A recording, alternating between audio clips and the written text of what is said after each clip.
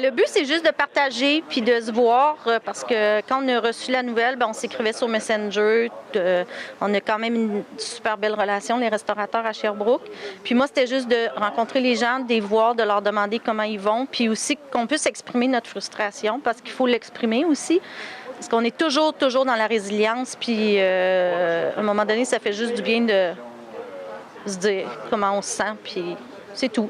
Donc, c'est convivial, c'est dans l'amitié, c'est vraiment... c'est pas une manifestation, mais on a envie d'en parler. C'est important, je pense, qu'on se présente puis qu'on fasse valoir un petit peu notre point, notre façon de penser, puis juste niveau moral, de voir la gang aussi autre que via les médias sociaux, via l'Internet, je pense que ça fait du bien aussi.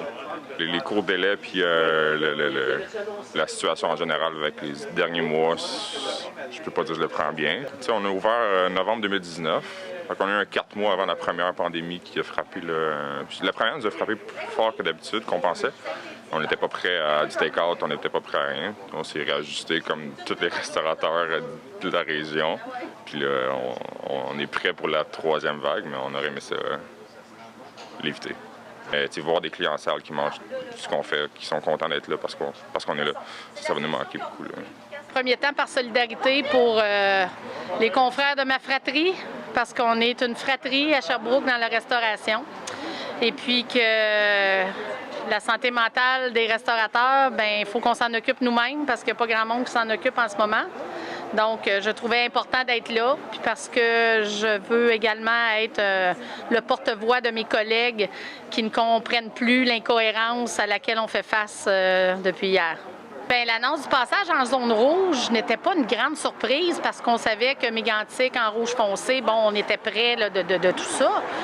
Mais là où ça devient un petit peu incohérent, c'est que tous les commerces non essentiels demeurent ouverts. Le couvre-feu demeure à 21h30. Donc, il n'y a pas vraiment grand-chose qui change de orange à rouge.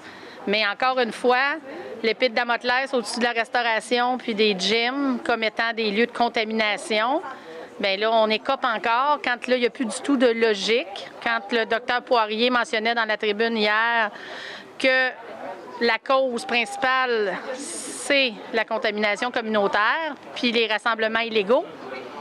Et nous, on est 2 personnes par table, à 2 mètres de distance d'une autre table, en désinfectant tout. Puis là, ça, c'est plus dangereux que d'être 600 dans une grande surface un samedi en ne respectant plus les flèches.